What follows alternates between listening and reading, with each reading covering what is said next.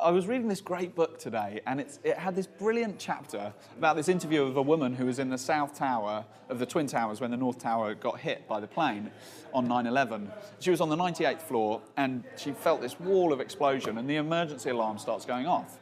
And so she heads straight to the exit.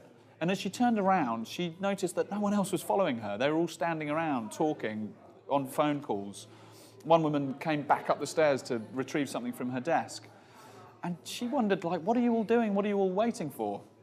And it turns out that this happens quite a lot in emergencies, which is people can't change their behaviour.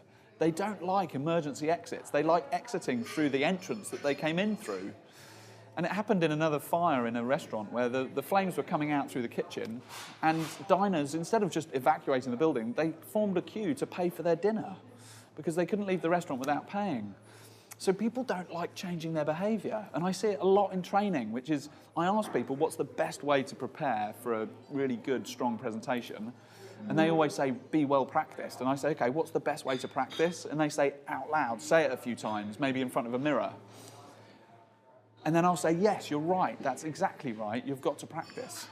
So then I give them a chance during the day to practice. I give them a 45 minutes slot.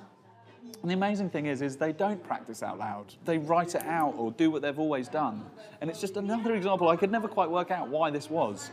And it's that thing, which is in emergencies, people don't change their behaviour because they're more scared of the small change than they are of the emergency situation.